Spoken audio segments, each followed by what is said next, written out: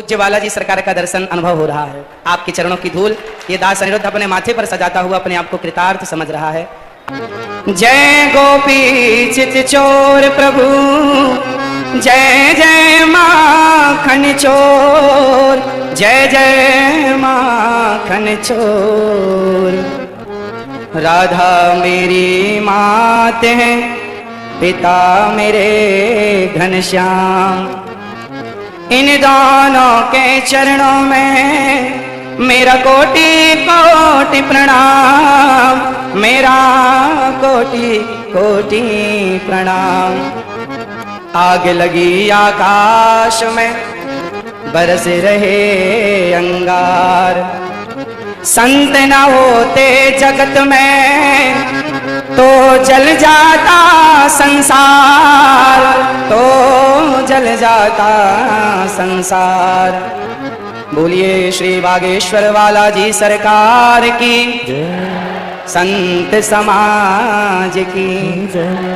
स्वामी जी के द्वारा सुंदर कार्यों की, हिंदू राष्ट्र की, भारत माता की जय जय श्री राधे, जय जय श्री राधे।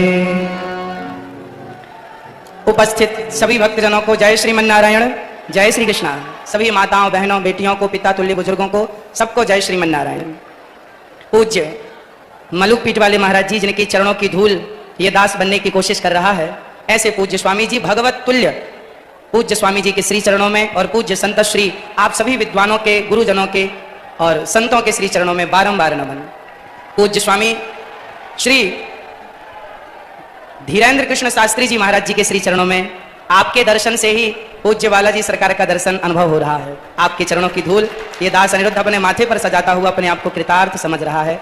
आपने इस दास को यहाँ बुलाकर, जैसे सुदामा को भगवान श्री कृष्ण ने गले से लगाकर सुदामा का मान बढ़ा दिया, ऐसे स्वामी जी ने दास को याद करके दास का मान बढ़ा दिया। आपके चरणों में बारंबार नमन, बारंबार नमन।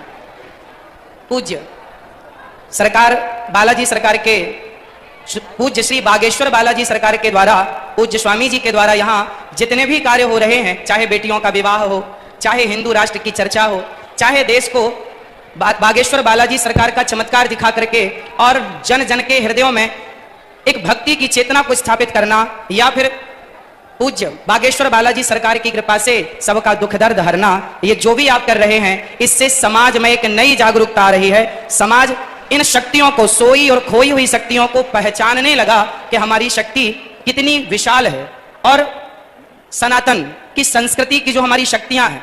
हनुमान जी जब लंका गए तो हनुमान जी से पूछा राम जी ने कि आप लंका चले गए, तो हनुमान जी ने कहा प्रभु मुद्रिका मेल मुख माही। हे प्रभु, ये मेरा कोई बल नहीं है, आपके नाम की जो मुद्रिका मेरे मुख में थी तो जलद ही लांग गए अचरज नहीं। यदि भगवत कृपा से हनुमान जी छलांग लगा के सेतु को, समुद्र को पार कर सकते हैं, तो उन्हीं हनुमान जी की कृपा से पूज्य स्वामी जी यदि समाज को जोड़ रहे हैं, हिंदू राष्ट्र का सपना देख रहे हैं, तो ये भगवत कृपा ही है और ये संभव है। आप देखिए हिंदू क्या है, हिंदू किसे कहते हैं। आज विदेशी आते हैं, आकर हिंदू बन जाते हैं और राम नाम की जपते माला भक्ति में रम जाते हैं। धारा ये जिस पर घूम रही, हम उसी केंद्र के बिंदु हैं। गर्व से कहो हम हिंदू हैं, हम हिंदू हैं, हम हिंदू।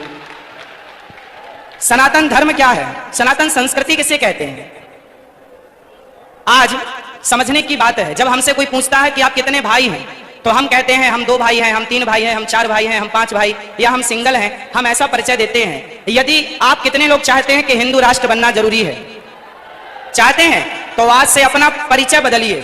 और कोई आपसे पूछे आप कितने भाई हैं, तो ये मत कहो कि हम 1 2 3 4 5 भाई हैं, ये कहो हम टोटल 4 भाई हैं। और 4 कौन कौन? ब्राह्मण, क्षत्रिय, वैश्य और शूद्र। हम चारों जब संगठित होंगे तब हिंदू राष्ट्र बन सकेगा। यदि हम संगठित नहीं हुए तो केवल सपने सपने ही रह जाएंगे। इसलिए आज से हम कितने भाई हैं? कौन कौन? ब्राह्मण, क्षत्रिय, वैश्य, शूद्र। ये चारों मिलकर जहां सुमति तहां संपत्ति नाना, जहां कुमति तहां विपत्ति निदाना। जहां संगठन होता है ना, वहीं विजय होती है। जहां एकता है वहां सब कुछ है, संसार की हर खुशी वहां है जहां एकता है। यदि हम बिखर गए, मुगलों ने, अंग्रेजों ने क्या किया?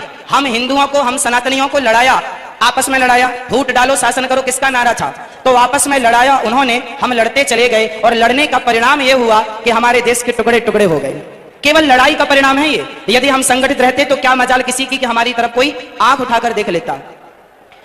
हमारे सनातन धर्म में चाहे ब्राह्मण हो, क्षत्रिय हो, वैश्य हो, शूद्र हो, आप बताइए आज जिस छुआछूत ऊंच नीच की बात की जाती है, बताइए क्या हमारे सनातन धर्म में, क्या हमारे हिंदू धर्म में, क्या हमारे वेद पुराणों और ऋषि मुनियों के द्वारा क्या छुआछूत की भावना कभी थी? यदि छुआछूत होता तो भगवान राम निषाद राज जी को गले ना लगाते। यदि छुआछूत होता तो भगवान राम माता शबरी के बेर ना खाते। इसका मतलब है भगवान और भक्त। हमारे यहां तो संत रैदास जी हुए हैं जिनके चरणों को लोगों ने प्रणाम किया है, धो धो करके पिया है, जिनका आज भी ये मुहावरा, ये वाक्य आज भी प्रचलित है कि मन चंगा तो कटौती में गंगा। ऐसे महापुरुषों को हमने अपने हृदय में बिठाकर उनको पूजा है। यदि हमारे यहाँ जातवाद होता, ऊंच नीच होती, तो हम कभी भी ऐसे लोगों को इस रूप में स्वीकार ना करते। इसका मतलब हमारे देश में जातवाद था ही नहीं। ये जातवाद का जहर घोलकर सिर्फ सनातनियों को आपस में लड़ाने का षड्यंत्र किया गया और जिस षड्यंत्र की चपेट में हम सभी भारतीय आ गए।